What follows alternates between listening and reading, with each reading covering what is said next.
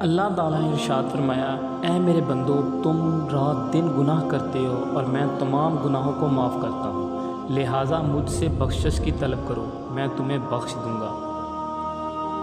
اخلاق۔ حضور صلی اللہ علیہ وآلہ وسلم نے فرمایا، قیامت کے دن مجھے سب سے زیادہ پیارے اور میرے سب سے زیادہ قریب وہ لوگ ہوں گے جن کے اخلاق سب سے زیادہ بہتر ہوں گے، اور میرے غصے کے مارے اور مجھ سے دور وہ لوگ ہوں گے جن کے بدترین اخلاق ہوں گے۔ رسول اللہ صلی اللہ علیہ وآلہ وسلم نے ارشاد فرمایا، جو کسی تنگ دست کو میعاد گزر جانے کے بعد مہلت دے گا تو اس کو ہر دن کے حساب سے اس کے قرض کے برابر صدقہ کا ثواب ملے گا۔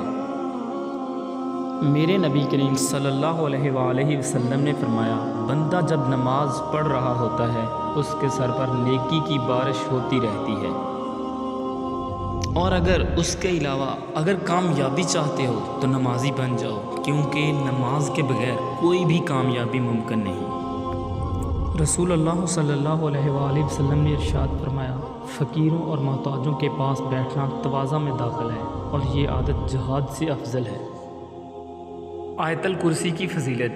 جب گھر سے نکلتے وقت پڑھو گے تو 70,000 فرشتے ہر طرف سے آپ کی حفاظت کریں گے۔ نمبر 2، جب گھر داخل ہوتے وقت پڑھو گے تو آپ کے گھر سے محتاجی دور ہو جائے گی۔ اور نمبر 3، جب وضو کے بعد پڑھو گے تو 70 درجے بلند ہوں گے۔ اور نمبر 4، اگر رات کو سوتے وقت پڑھو گے تو ایک فرشتہ ساری رات آپ کی حفاظت کرے گا۔ اور نمبر 5، اور اگر فرض نماز کے بعد پڑھو گے تو آپ کا ایک پاؤں زمین پر اور دوسرا جنت میں ہوگا۔ سبحان اللہ، یہ بہت بڑی آیت الکرسی کی فضیلت ہے، آپ لوگ اس کو ضرور پڑھا کریں۔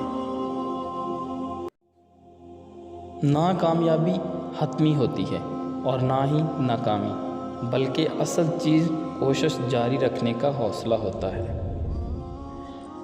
ساتھ ملنا ایک آغاز ہے، ساتھ رہنا پیش رفت ہے، اور ساتھ مل کر کام کرنا کامیابی ہے۔ ہمیشہ اپنے آپ بن کر رہیں، اس کا اظہار کریں، خود پر یقین رکھیں، باہر جا کر کسی کامیاب شخصیت کو ڈھونڈ کر اسے نقل نہ کریں،